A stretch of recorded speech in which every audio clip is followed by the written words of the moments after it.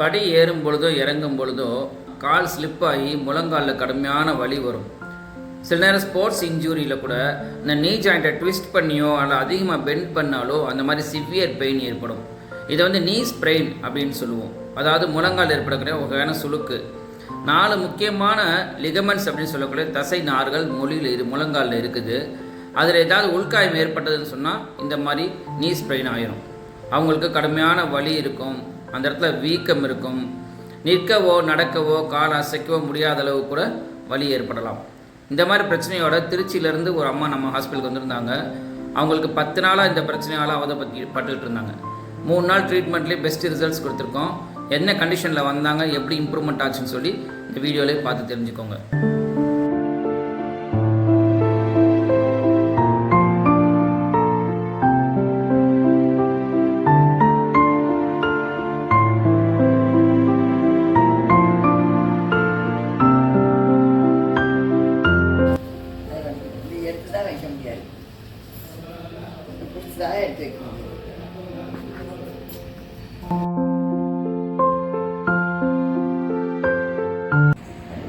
வலிக்குது, நடக்க முடியல.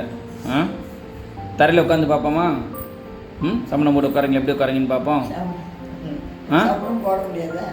எவ்வளோ நாள்? இந்த 10 நாள் தானே போட முடியல. உங்கள் உட்காருங்க, போட்டு பார்ப்போம். இப்படியே கூட உட்காருங்க.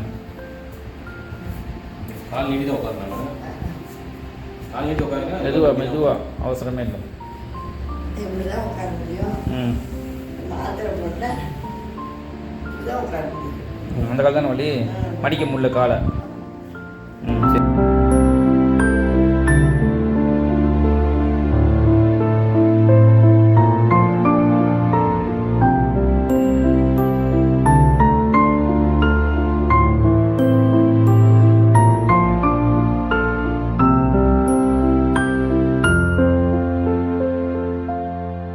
சிரிப்பு வந்துருச்சு.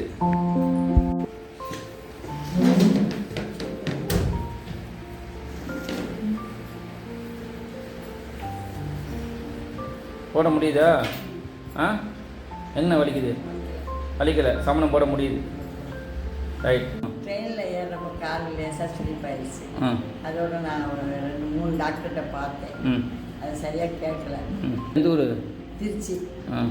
எங்கள் பொண்ணு மாதிரியில் இப்படி டாக்டர் இருக்காரு, அந்த பாருங்கன்னு சொன்னாங்க. வந்து 3 நாள் ட்ரீட்மெண்ட் எடுத்தேன், எனக்கு பரவாயில்ல. சரி.